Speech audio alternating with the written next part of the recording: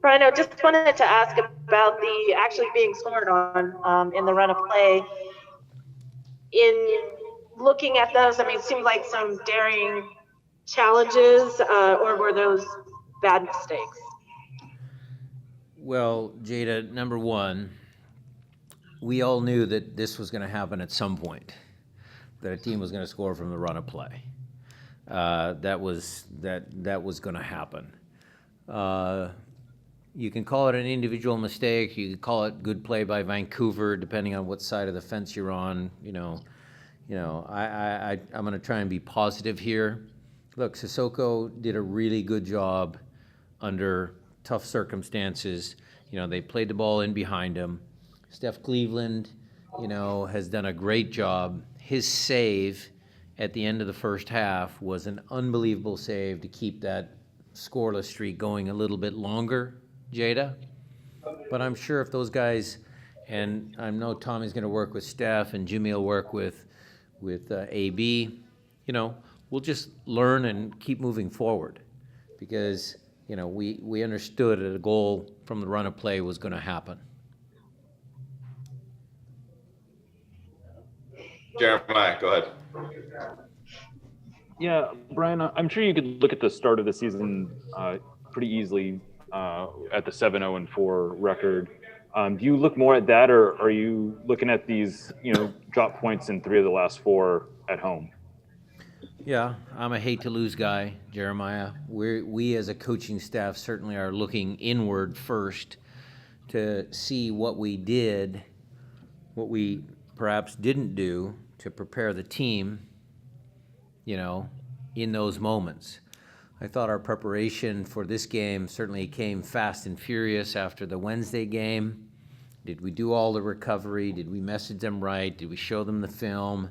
Did we actually understand, Vancouver's tactics with 2 wingers playing very wide and, how that was going to impact us, playing with 3 center backs. I mean, Sissoko and, Yaimar does a little bit better job, but, having a center back out in the wing channels isn't good for us. So did we as coaches give the players the tools to be successful? That's what I'll be reflecting on, Jeremiah, and we'll just keep moving forward because, as you said, the 7-0-4 start, is still our best start in club history, still by far, still undefeated. Jeremiah, what I complimented the team at after the game was they never quit. A lot of teams in MLS, they go down, and you end up losing all the points. So for us to come back, fight back, and Jimmy's goal was there. We had that Raul's, Crepeau made a good save on Raul, and then Freddie had the rebound. That Kellen Rowe came in and put some dangerous balls in at the end. We were fighting. We were going for all 3. So that's what I'm most proud of. But I will do some reflection to make sure we get them ready. Matt Calkins. Hey, Coach. It sounds like you answered this a little bit with Jeremiah's question, but to get the tie, to keep that streak alive, did that make the tie a little more meaningful than it would in other situations where you just walk away with 1 point? Well, again, Matt, I'm a guy that hates to lose, and we take that as a loss. A tie is like a loss. But, to Jeremiah's point, to everybody out there watching, do we drop points at home? Yeah, you can say that. But, winning on the road in MLS is hard. And how many games have we won on the road already this year? So we understand that our back half of our schedule is road heavy. So all of these early games certainly are meaningful. But I also, Matt, have the confidence in that group of players in our team that we actually can go out on the road and collect 3 points. So a little bit of a balance there. But yes, internally, I think a lot of those guys in that locker room, they felt in their, in their gut, they feel it. This was, again, some points dropped at home. Reminder, guys, if you'd like to ask a question, to please use the hand raise function. We'll go now to Nico Moreno. Hey, Coach. I just wanted your take on some of the subs that you made from here. It seemed like they worked. You seem like you definitely were going for it. Takes Sissoko up for Rowan. Wanted to get your thoughts on some of those subs, and also Jimmy Medranda's goal. And what it means to a guy like that. That he's had a tough run up with injuries and stuff, and to get a goal in a big moment like this. Well, the subs are always something that I know gets talked about a lot. I thought, on 2 days rest, we needed to get some fresh legs in there. Certainly after they scored the second goal, it was a little more evident that we needed some more fresh legs in there, Nico. But the subs all came on and did a good job. And your question about Jimmy, it's well-deserved because you can just see him building confidence. You can see him building strength. You see him included in the group. He's actually a very versatile player as well, Nico. So we switched to a 4-2-3-1. I'm sure you caught that. And so he was playing, left midfield in a 4-2-3-1, and he can play there. He played left wing back in a 3-4-1-2 for us. I'm even contemplating when we play a little different, when we play the house, he can also play one of those attacking midfielder roles next, like Christian can. So versatile player, good player. He's getting back healthy. You saw his technical ability. So, we're lucky to have him. Masvida. Yeah.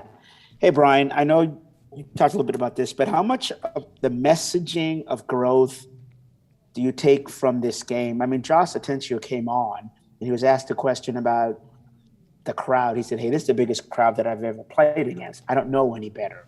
And just the messaging of moving forward, growing, and continuing to grow with this young team. Yeah, I thought Josh, you got to give him some leeway here too. It was his first start since the first 2 games of the year. I got a few minutes for him the last game, but this was his first start, and a little bit of nerves. He's still young. You guys have to understand he doesn't have a ton of minutes. So Josh, did he meet expectations? Yes. I thought when I put Danny Lave on there, I thought that was a great tool for me to have. Danny came on and played very well. He found some passes going forward and stuff like that. Josh's contribution to the game with his tackle there at midfield for the first goal, Maz, that's a classic Seattle counterattack. Josh wins the ball. He plays the ball forward. Will Bruin does a good job.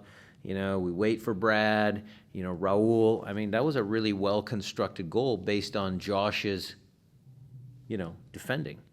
So Josh played well. Danny played well. Like I said, the guys that came on did a good job. All right, Coach, can you hear me? Yep, I can hear you perfectly well. Fantastic. You did change formations in the second half, as you mentioned, and you do have these young guys and some veterans as well that can play multiple positions. Does that not only allow you, but will that lead to you, using different formations as the season goes on, depending on certain opponents or what you want to get out of a game, based on the players that you can put out there and the places you can use them? Yeah, of course. Look, when you play with 3 center backs, it is an attacking formation when you have Brad Smith, Alex, again, Kellen came on, did a good job, Medranda, you get your wing backs higher up the field for sure. But going back to 4-2-3-1, playing with a number 10, we put Freddie in there underneath Raul. I think that worked for us. Christian does a good job in that. He knows that position very well. Medranda came on and played opposite of Christian. So 4-2-3-1 is something we're very familiar with, and we certainly will use it as the game or games dictate. All righty, do a couple of follow-ups here, and we'll start with Jeremiah. Speaking of the formation change, what did you make of Kellen out there on as I guess the right back? Very good. That's, that was originally what, that was the spot we were thinking about him during preseason. And then when Josh went down and, Kellen's another one of those guys that's a very versatile player, he stepped in the middle of midfield and has done great for us there as well. So another very, handy player to have. Nico Moreno. Coach, I just wanted to know, it seemed like emotions were going high in both benches. There seemed to be a couple of yellow cards to the coaching staffs. What was the atmosphere like? What was going on in that particular moment when the referee started talking to the benches? Well, I think the referee was talking to their bench. Our bench was fairly good. I mean, I don't know what the final outcome was, but, our bench, we try and keep it as professional as possible. Referees have a tough job, Nico. I mean, it is an emotional sport sometimes, but we try and do a good job of, pushing the referee. We can't control what the referees do. So you got to just work with that. All right, and last follow-up, John Marshall, why don't you close us out?